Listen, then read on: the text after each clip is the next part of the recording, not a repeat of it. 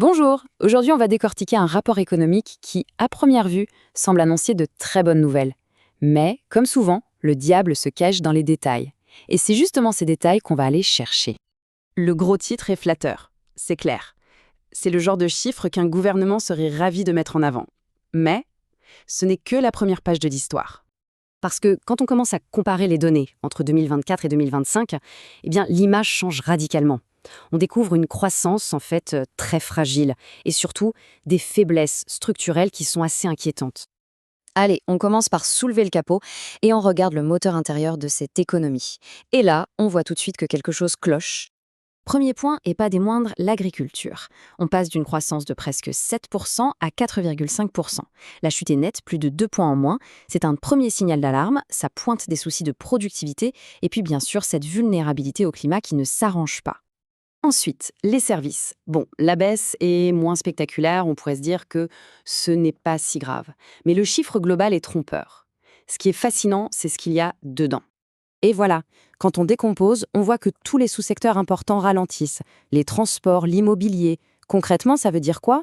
Moins d'investissement, une logistique qui peine un peu et une activité commerciale générale qui commence à marquer le pas. Et c'est la même chose pour la construction, qui est toujours un super indicateur de la confiance des investisseurs. Le constat est donc sans appel, le moteur national est clairement en train de perdre en puissance.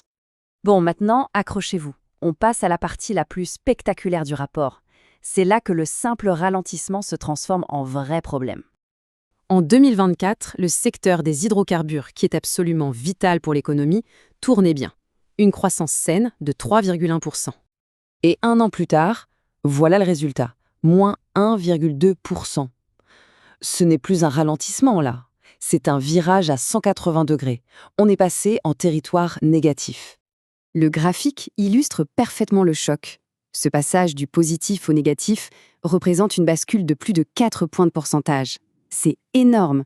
Et ça met surtout en lumière une dépendance dangereuse de toute l'économie à ce seul et unique secteur. Et le point crucial, il est là. Cette chute a un impact immédiat et direct sur les caisses de l'État, et donc sur sa capacité à financer tout le reste.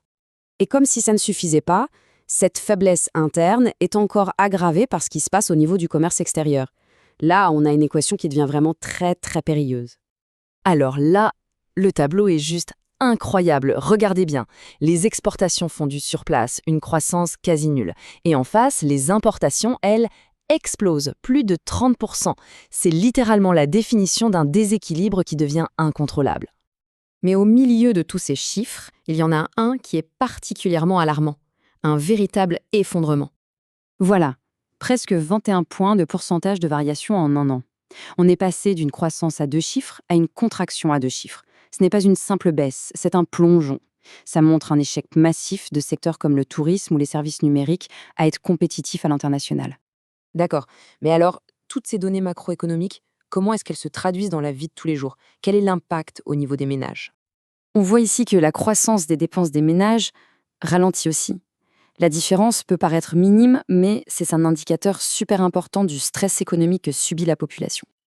Pour le dire simplement, ça veut dire que le pouvoir d'achat s'effrite. Les gens ont moins de marge pour consommer. C'est la preuve que les problèmes qu'on a vus jusqu'ici se ressentent très concrètement dans le portefeuille. Bon, maintenant qu'on a épluché toutes les couches, quel est le diagnostic final?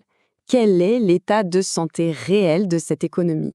Si on met toutes les pièces du puzzle ensemble, l'image est très claire.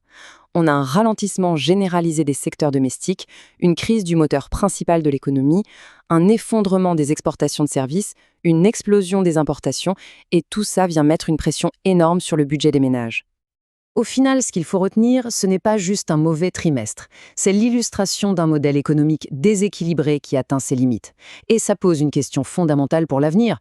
Au-delà de la croissance, cette économie est-elle seulement résiliente? A-t-elle les reins assez solides pour encaisser le prochain choc?